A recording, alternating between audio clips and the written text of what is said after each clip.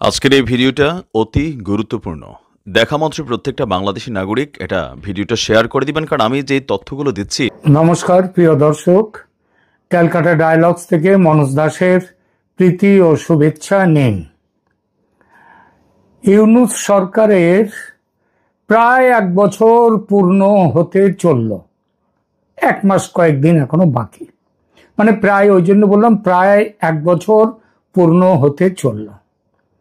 এই 1 বছরের মধ্যে বাংলাদেশে সেখানকার সাধারণ মানুষের এই সরকার সম্পর্কে কি ধারণা, তাদের এই সরকারের কাজকর্ম সম্পর্কে কি ধারণা, এটা মোটামুটি সবাই জানে যে এই সরকার একটি ব্যর্থ সরকার। এই ব্যর্থতা, অবশ্য আপনি বলবেন যে এই ব্যর্থতা, এই সরকার যে একটি ব্যর্থ সরকার, এই ব্যর্থতা কথাটা কারা বলছে সরকারের বিরুদ্ধে? নিশ্চয়ই বলবে যে এই সরকারের যারা বিরোধী হয় বিএনপি কিংবা আওয়ামী লীগ কিংবা আর অন্যান্য বিএনপির সঙ্গে কিংবা আওয়ামী লীগের সঙ্গে আর যেসব দল রয়েছে, তারাই বলে এই সরকার হচ্ছে একটি ফেল্ড সরকার, হেরে যাওয়া সরকার।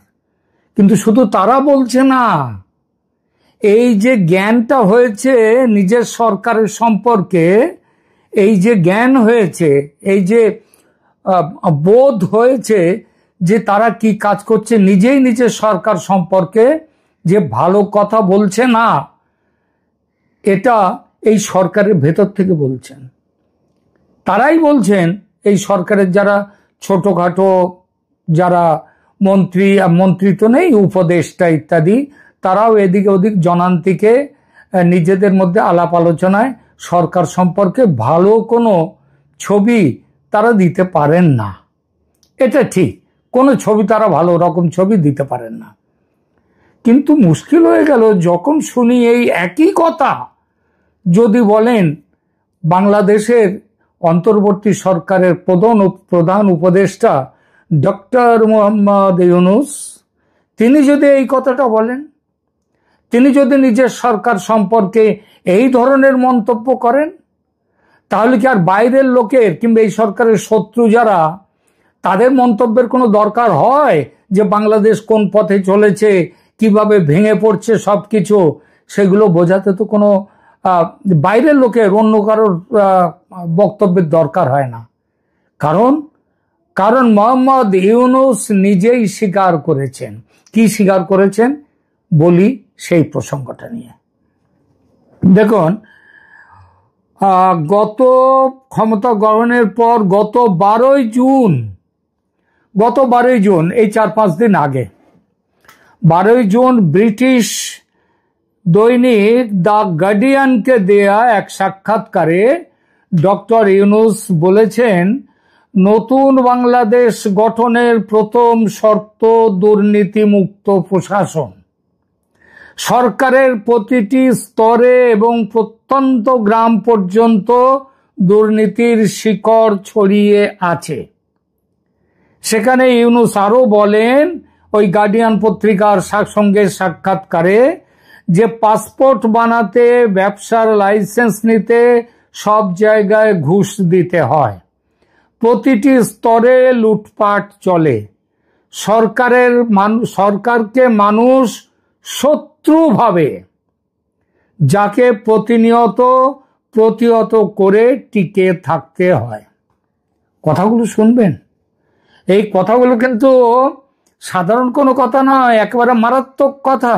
যদিও এর মধ্যে উনি চেষ্টা করেছেন, স্বীকার করেছেন যে ঘুষের রাজত্ব, দুর্নীতির রাজত্ব সব স্বীকার করেছেন, কিন্তু সেটাকে চেপে ধরার জন্যে উনি আবার সূক্ষ্ম ব্যবস্থাও করেছেন। কিরকম ব্যবস্থা? যেমন ধরুন, উনি বলেছেন কি, যে নতুন বাংলাদেশ গঠনের প্রথম শর্ত দুর্নীতিমুক্ত প্রশাসন, সরকারের প্রতিটি স্তরে এবং প্রত্যন্ত গ্রাম পর্যন্ত দুর্নীতির শিকড় ছড়িয়ে আছে। আমরা যারা বাংলাদেশের সাধারণ মানুষের কথা যেভাবে শুনতে পাই, তাতে আমরা দেখি শেখ হাসিনার আমলে দুর্নীতির কিন্তু সীমাহীন ছিল না। দুর্নীতি তারও কোনো জায়গায় দমন করার জন্য, দুর্নীতিকে চাপার জন্য, দুর্নীতিকে কি বলবো কন্ট্রোল রাখার জন্য রাষ্ট্রীয় একটা ব্যবস্থা ছিল। আজকে এই সরকারের আমলে সে ব্যবস্থাটা চলে গেছে। ওই যে তিনি বললেন দুর্নীতির শিকড় ছড়িয়ে আছে। সব দেশেই দুর্নীতি কম বেশি শিকড় ছড়ানো থাকে, কোথাও কম কোথাও বেশি। এই যে চীনের একজন প্রদেশের সবচেয়ে বড় যে নেত্রী, তাকে ভয়ঙ্কর দুর্নীতি এবং সেই দুর্নীতির মধ্যে আর্থিক দুর্নীতির সাথে সাথে যৌন দুর্নীতিও ছিল, তাকে কমিউনিস্ট পার্টি থেকে বহিষ্কার করা হয়েছে, সম্ভবত তাকে জেলে পাঠানো হয়েছে। অর্থাৎ দুর্নীতি হচ্ছে মানুষের দুর্নীতি করা, অন্যকে ছাড়িয়ে উপরে ওঠা। পাশাপাশি যেমন দু তিনটে গাছ থাকলে দেখবেন একটা গাছ আর একটা গাছকে ছাড়িয়ে উপরে ওঠার চেষ্টা করে, এটা হচ্ছে জীবনের স্বাভাবিক ধর্ম। তো এরকম মানুষের ক্ষেত্রেও দুর্নীতি করে অর্থ উপার্জন করে সেই অর্থের বলে আমি ওপরে উঠবো অন্যের থেকে, এই ধারণাটা খুব স্বাভাবিক। কিন্তু দেশের প্রশাসন, সরকার তারা করে কি, যাতে এই ব্যবস্থাটা, এই মানসিকতা যাতে দেশের ক্ষতি না করতে পারে সেই চেষ্টা করে। তো উনি ওখানে বললেন শিকড় ছড়িয়ে আছে। আর আমরা কি বলি, দেশের সাধারণ মানুষ কি বলে? দেশের সাধারণ মানুষ বলে যে শেখ হাসিনার আমলেও দুর্নীতি ছিল, দুর্নীতির শিকড় তখনও ছড়িয়েছিল বহুদূর পর্যন্ত, গ্রামান্তরেও। কিন্তু আজ যেভাবে ইউনূসের আমলে যেভাবে দুর্নীতি ছড়িয়ে পড়েছে গ্রামান্তরে, দুর্নীতি যেভাবে শক্ত শেকড় হয়েছে, ওনার বলা উচিত ছিল দুর্নীতির ওই গার্ডিয়ান পত্রিকাকে, যে দুর্নীতির শিকড় ছড়িয়েছিল আগে থেকেই, কিন্তু আমার আমলে এসে এই দুর্নীতির শিকড় আরো গভীরে চলে গেছে। এটা বললে ঠিক বলা হতো, কিন্তু এই সরকারের প্রধান হয়ে সেটা তো বলা যায় না। তাই শিকড় ছড়িয়ে আছে বলে এর দায়টা তিনি একটু ঘুরিয়ে বেশ কিছুটা আবার শেখ হাসিনা সরকারের উপরেও দিয়ে দিলেন। তারপরে প্রতিটি স্তরে লুটপাট চলে। আর মব জাস্টিসের ব্যাপারটা, মব জাস্টিস, মবরা গিয়ে যে লুটপাট করছে সব ঘর বাড়ি, এগুলো তো শেখ হাসিনার আমলে ছিল না, এগুলো তো তার আমলের অবদান। এগুলো তিনি ব্যবসা লাইসেন্স এগুলো নিয়ে কথা বলবো না, কিন্তু সব থেকে ভয়ঙ্কর কথাটা তিনি কি বললেন, তিনি বললেন সরকারকে মানুষ শত্রু ভাবে। এটা হচ্ছে তার নিজের সরকারকে, অর্থাৎ ইউনূসের সরকারকে মানুষ শত্রু ভাবে। আর এই সরকার কোন জায়গা থেকে উঠে এসেছে যে শেখ হাসিনা সরকারের বিরোধিতার জায়গা থেকে এই সরকার উঠে এসেছে। আর এই সরকারকে যদি দেশের মানুষ, সাধারণ মানুষ, উনি বলেছেন সাধারণ মানুষ, উনি অল্প সংখ্যক মানুষ, দেশের মানুষ সরকারকে শত্রুভাবে বলেননি, উনি বলেছেন দেশের মানুষ সরকারকে শত্রু ভাবে। তার মানে ব্যাপক জনতা যারা, তারা কিন্তু এখন ইউনূস সরকারকে তাদের মুক্তির দূত বলে আর মনে করে না। তারা বলে যে এই সরকার হচ্ছে মানুষের শত্রু। এটা ইউনূস নিজ মুখে স্বীকার করলেন। তাও কোথায়? যে কোনো জায়গাতে নয়, একেবারে যেখানে হাতে পাজি মঙ্গলবার পুরো সেখানে ভিডিও করে, সেখানটায় তারা সব ভিডিও সাক্ষাৎকার নিয়েছেন। তিনি সেখানে বললেন কি, দেশের মানুষ তাকে আপন তো করতেই পারেনি, এমনকি দেশের মানুষ এখন তার ঘোরতর শত্রু। দ্য গার্ডিয়ান পত্রিকার সঙ্গে সাক্ষাৎকারে ইউনূস সাহেব দীর্ঘ সাক্ষাৎকার দিয়েছেন, আরো অনেক কথা বলেছেন। আমরা সেই সাক্ষাৎকারে কিছু কিছু অংশ পড়ব এবং সেই প্রসঙ্গে আলোচনায় যাব। ডক্টর ইউনূস মনে করেন শিক্ষার্থীদের কোটা আন্দোলনের মধ্যে দিয়ে শুরু হলেও বিদ্রোহের পেছনে জ্বালানি হিসেবে কাজ করেছে জীবনযাত্রার উচ্চ ব্যয়, কর্মসংস্থানের অভাব ও একনায়কতান্ত্রিক শাসনের বিরুদ্ধে ক্ষোভ। এই জায়গাটি নিয়ে একটু কথা বলি। ইনি বলেছেন যে মানুষ যে বিদ্রোহ করেছিল গত জুলাইতে, তার কারণ ছিল কি? তার সবথেকে বড় কারণ ছিল জীবনযাত্রার উচ্চ ব্যয়, কর্মসংস্থানের অভাব, লোকে কাজ পাচ্ছে না, এবং শেখ হাসিনার একনায়কতান্ত্রিক শাসন। আচ্ছা, এই তিনটে জিনিসই এখন কি কমেছে ইউনূসের 1 বছরের শাসনে, নাকি বেড়েছে? জীবনযাত্রার উচ্চ ব্যয়, আমরা জানি ওখানকার যে ইনফ্লেশন, মুদ্রা মূল্য হ্রাস, টাকার দাম ভীষণভাবে কমে গেছে। আর ভারতের সাথে সম্পর্ক খারাপ হওয়ার জন্য, তবুও ভারত এখনো পুরোপুরি সবকিছু যাওয়া নিষিদ্ধ করেনি, মানুষ তাহলে না খেয়ে মরবে, কিন্তু এর জন্য সেখানে জিনিসপত্রের দাম অগ্নিমূল্য কম যাচ্ছে। তার জন্যে একের পর এক শতাধিক কারখানা বন্ধ হয়েছে। যে গাজী টায়ারের বিখ্যাত কারখানা, 150 জনের বেশি মানুষকে সেখানে পুড়িয়ে মারা হলো, কারণ সেই কারখানা তৈরি করেছিলেন আওয়ামী লীগের এক নেতা, এমপি। সেই জন্য তো সেই কারখানাটা শেষ করে দেওয়া হয়েছিল।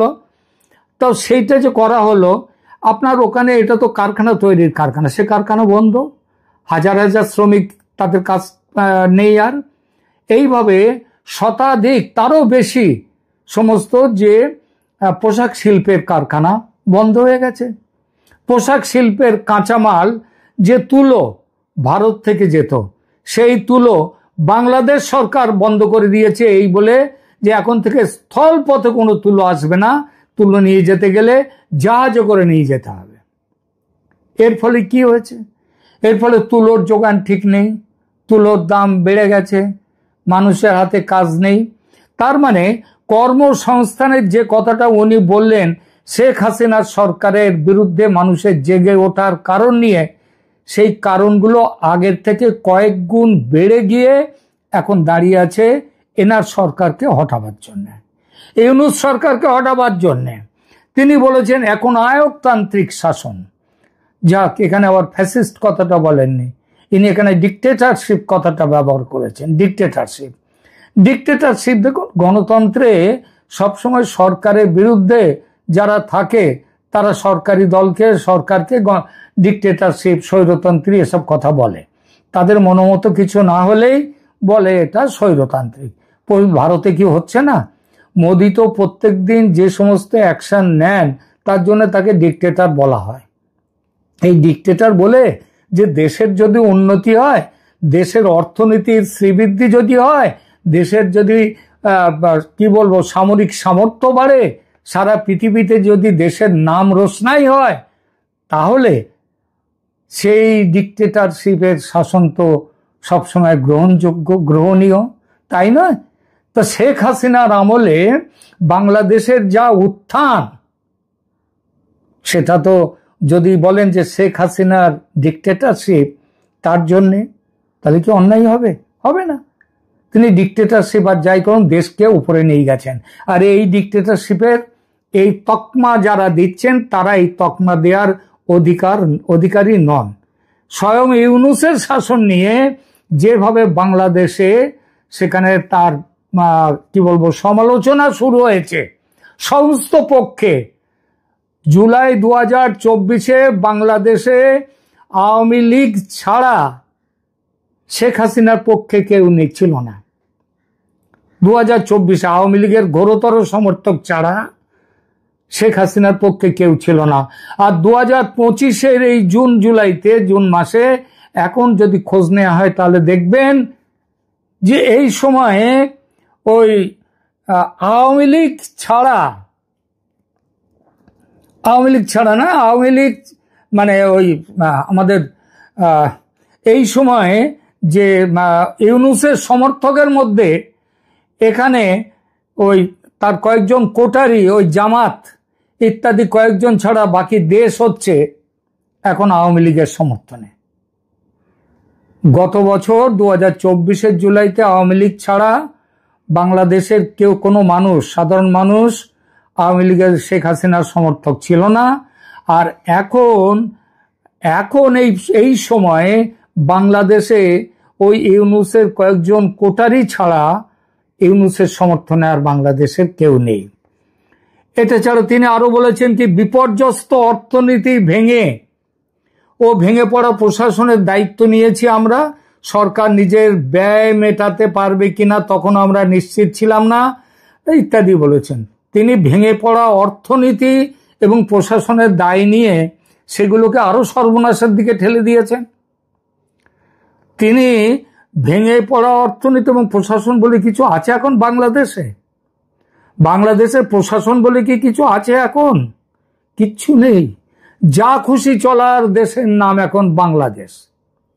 বিপর্যস্ত অর্থনীতি, শেখ হাসিনার সময় যা জিডিপি ছিল, শেখ হাসিনার সময় যে অর্থনীতি ছিল, আজ তার থেকে কয়েক ধাপ নিচে নেমে গেছে এই সরকারের অর্থনীতি।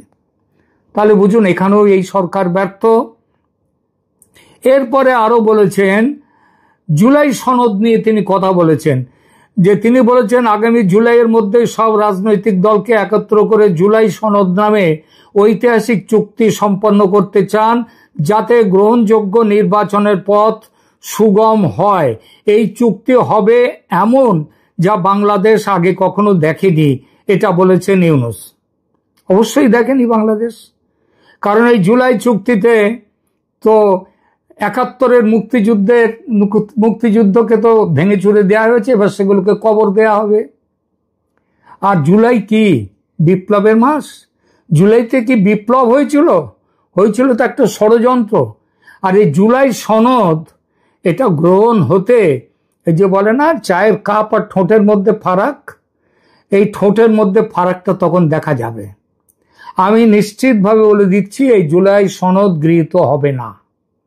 এ কোন জায়গা থেকে এর বিরোধিতা আসবে এবং কি তীব্র মারাত্মক বিরোধিতা হবে সেটা জেনে নেবেন।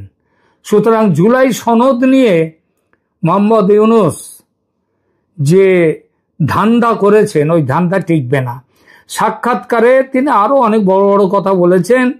সেই সব বড় বড় কথায় তিনি বলেছেন যে সাধারণ মানুষের কথা বলতে গিয়ে আমার এখন মনে পড়ছে যে এই মিয়া ইউনূস এনার যে ওই গ্রামীণ ব্যাংক যে মাইক্রো ফাইন্যান্স দিয়েছিল, সেই মাইক্রো ফাইন্যান্সের জোরে কত গরিব মানুষ তারা তাদের ভিটে মাটি, সাধারণ গরু বাছুর এগুলো হারিয়েছে।